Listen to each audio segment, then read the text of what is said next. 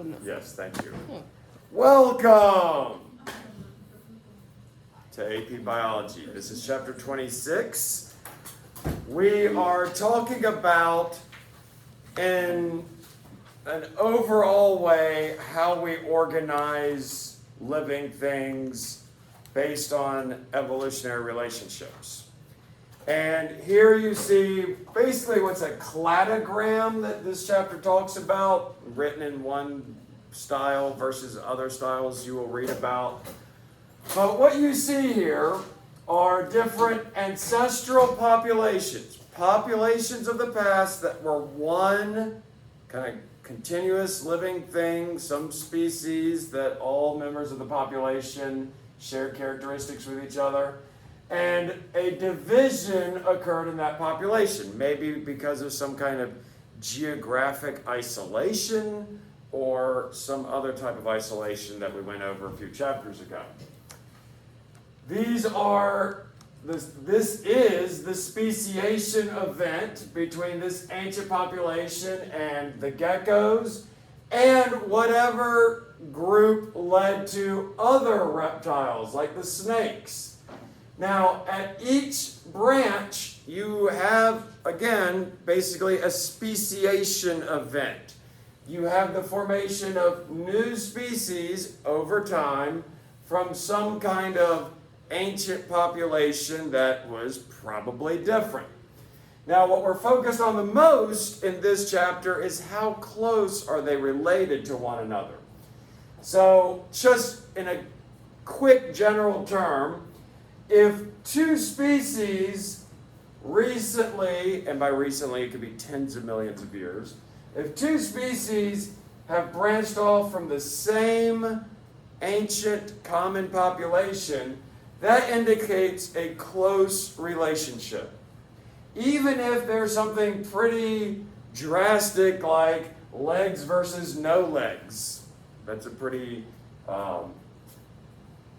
significant looking difference, but it may not have taken much of a mutation for that to happen.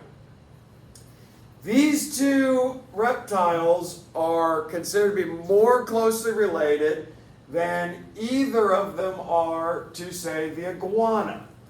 So if you were to ask, like, what is a monitor lizard more closely related to? The answer would be these legless glass lizards as opposed to the iguana. Because the iguana branched out even further back than these two individuals branched off from one another. The geckos are less closely related to really any of these. Now, sometimes it can get a little bit complicated depending on how many branches there are. But typically, when you're faced with a question like that, it's like, between iguanas, monitor lizards, and glass lizards, which two are most closely related to each other, or which is the odd one out? And, iguanas are less closely related than these two reptiles are to one another. That's kind of how, you want to get a feel for reading these kinds of charts, but that's about as complicated as I want to make it. Any questions? All right, a lot of this has to do with what they call phylogeny, which you will read about between now and next class. Right? Totally. Okay, that's really convincing. Okay, now there is a lot of text up here, but again, it's really for you to go back to later. And this is a fundamental concept that you are very familiar with in some ways, and it's called binomial nomenclature, which is a fancy pants way of saying two-part name. Nomenclature just means name. You could use it for yourself. What is your nomenclature, Mr. Hudson? So every living thing that we discover, we assign a two-part name to. Some people call it the scientific name, but technically you would say binomial nomenclature. What is your binomial nomenclature? Homo sapiens. It's not your first and last name. Homo sapiens. I think someone said it actually. Homo sapiens. Homo sapiens. That is two words. Homo and sapiens. Now let's talk about that. The first word is what we call the genus. Genus basically means general. And then the second word is the species, which, what does species mean? Don't give me the definition of species like we talked about the other day. But if genus is general, species is specific. That's the same roots between species and specific. So there's a genus name and a species name, and that's the two-part name. The genus and the species. Your genus is Homo. Now, there is a Latin basis for your binomial nomenclature. And in Latin, what does Homo mean? Same. It does not mean same. That is the Greek definition of Homo. Upright. That's a great guess. That is a great guess. It actually just means person or man. Sapiens is Latin for essentially like wise, smart, or intelligent. I don't know the exact Latin definition, but usually it's defined as wise. So Homo sapiens is basically a Latin phrase or terminologies that just mean wise man, indicating that our, defining characteristic is our brain power, basically. So it is Latin based, and your book will talk to you about a lot of the reasons they do some of this stuff. Like Latin was chosen partially because no one speaks it anymore, which means it doesn't change. So you can kind of give a universal name to something that no matter where you are in the world, everyone can say Homo sapiens and know you're talking about this species. Because what you find is when you use common names, and you don't find this with people, but when you use common names, there can be confusion. For instance, sunfish. There are lots of different fish around the world that are given a common name, sunfish. But once you are applying a scientific standard Latinized name to it, then there is no confusion and you're talking about one specific species.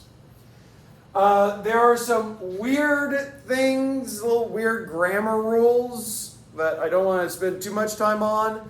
But basically, and some of these are up here, you always capitalize the genus.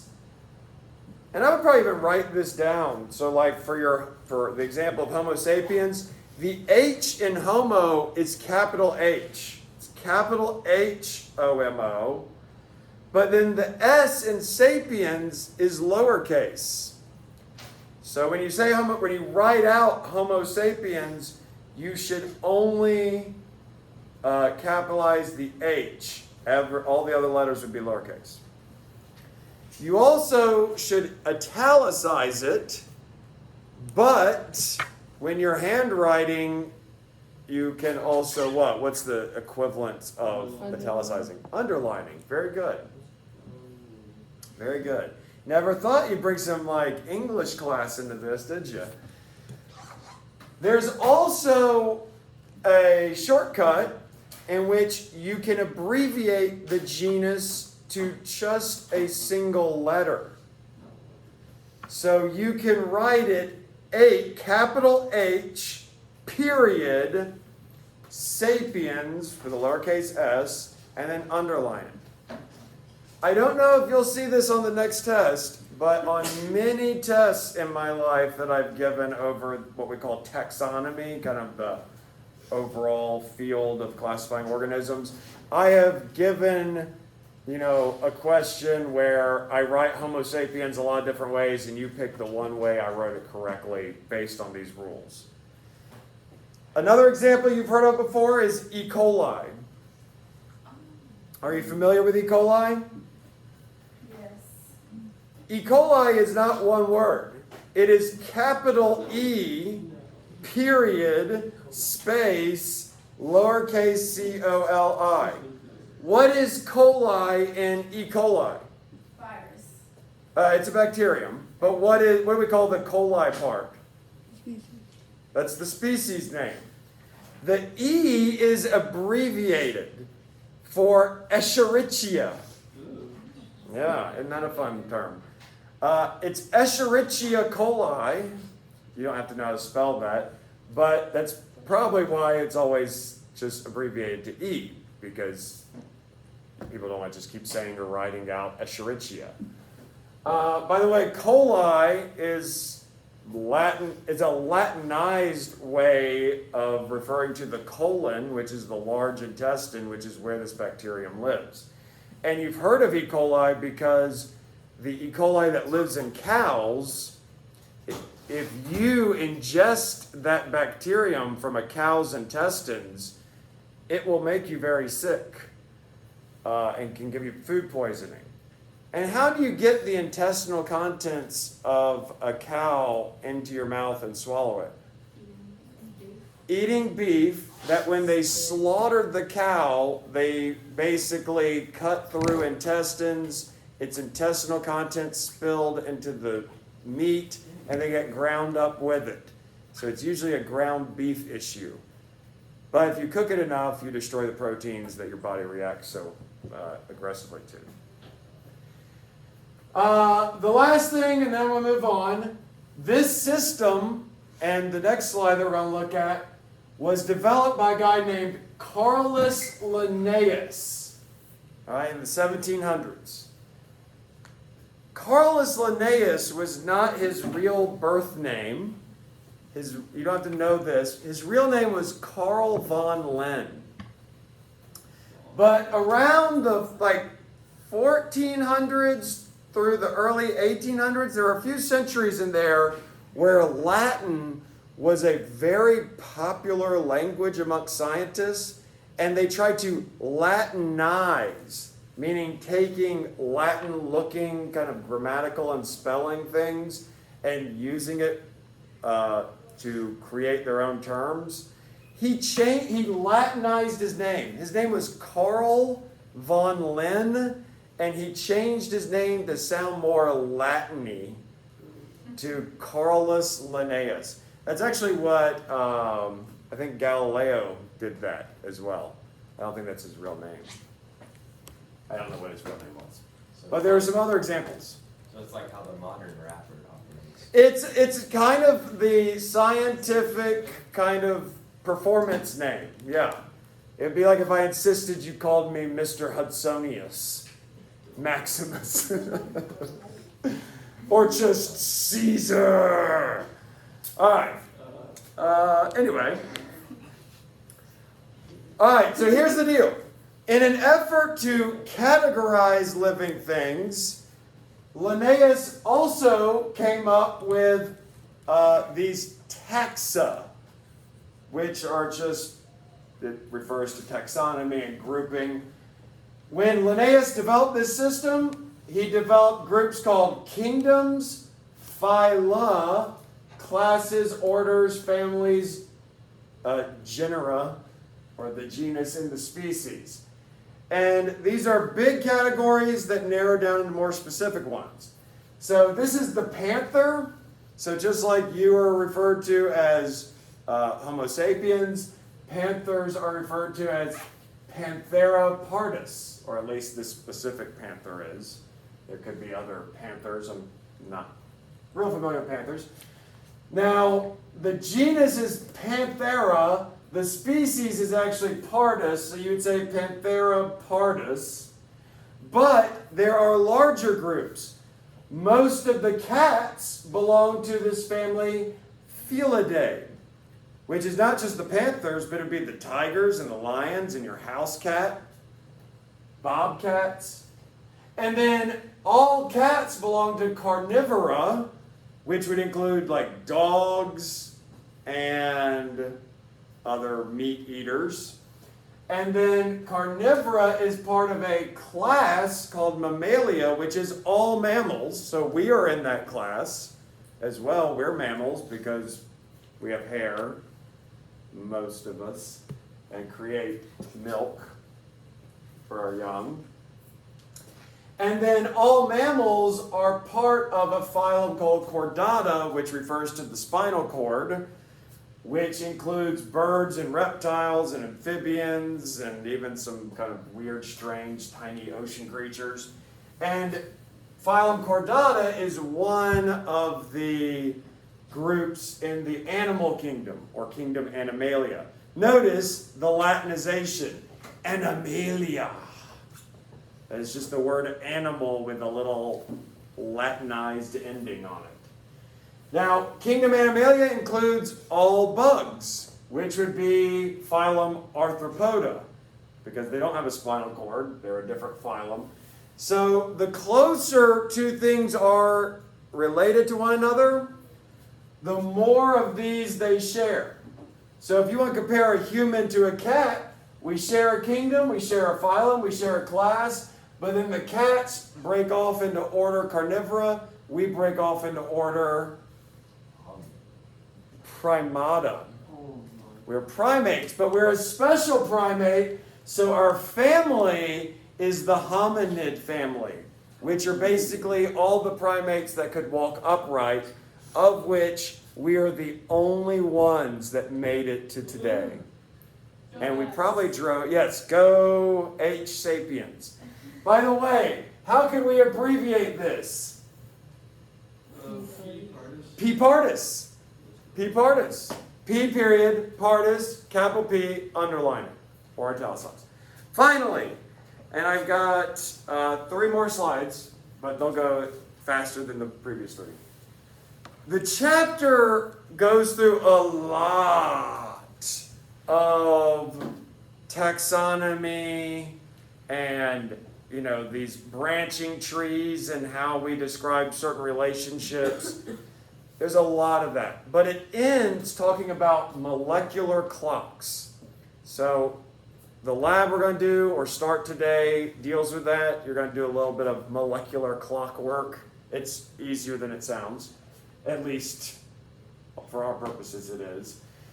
But the idea of a molecular clock is that you can look at molecules in 2 living things, compare them, and how different or similar the chemicals are that you find in 2 different organisms, the closer or further back they are related.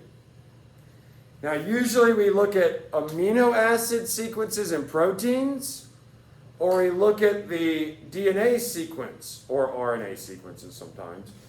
So you can take your own DNA, the DNA from a tree out in the woods, and you can look at genes that you may share with trees. For instance, some type of gene that is responsible for making some component of the cell membrane that both you and that tree have. And you can look at the A's, T's, C's, and G's and determine how similar or different your sequences are. If there are a lot of similarities, you're closely related. If there are a lot of differences, the idea is you're less closely related. And based on how many differences there are, we think we have been able to put together actual times back in history where we diverged from other populations. Now, in my example of your DNA and a tree DNA, there's a lot of differences, but I think you'd be surprised at how many similarities there are. Now, if you look at, say, the DNA sequence of 2 different organisms, the differences are all the result of mutations. We have an idea of how often mutations happen, so we are able to plot out a kind of trajectory of more mutations, more differences, and how many millions of years back it was that that population split into, say, humans and chimps, or glass lizards and monitor lizards, or whatever the case may be. So the more differences two DNA sequences have, it means the more mutations have happened to that line, to that branch, since those two branches split from a common population. And we can attempt to trace that back in the fossil record based on how common mutations happen in certain genes, and try to get a picture of how far back it was that two different living things were actually once the same common population. And thanks to this kind of genetic and molecular testing, we have started putting together a kind of entire tree of life. And this is a very generalized look at it. But this would be the biggest kind of phylogenetic tree that you could make with all life that we know about on it. Some sort of common ancestral single-celled population from 3.5 to 4 billion years ago probably spawned what eventually turned into all the life on Earth. And through a series of major evolutionary events, has branched out into these kind of primary, very large kind of kingdom level groups. Now, most of these terms are not going to be very familiar to you. You might see words that you find familiar. Here we see 3 major kingdoms: the animals, the fungus, and the plants. And these kingdoms are part of the biggest taxon of all, which is domain. So we have 3 domains under which we have kingdoms, and then phyla, classes, orders, families, genera, and species. You should know that order: domain, kingdom, phylum, class, order, family, genus, species. I don't really like just straight memorization practices, but it's very helpful to know which the bigger and which are the smaller, more specific groups. When I sat in this room 20-something years ago and learned about this, we really had not, this idea of domain had not been put into textbooks. This is a fairly new development. So kingdom was the highest, most broad category we had. And with kingdom, phylum, class, order, genus, species, I think I left out family there. We learned it as King Philip came over for, you could say, great spaghetti or German sauerkraut, any GS to indicate genus and species. We have a D at the beginning now. It's now domain, kingdom, phylum, class, order, family, genus, species. So, dead King Philip came over for great spaghetti. However you want to remember it, whatever method you want to use is fine.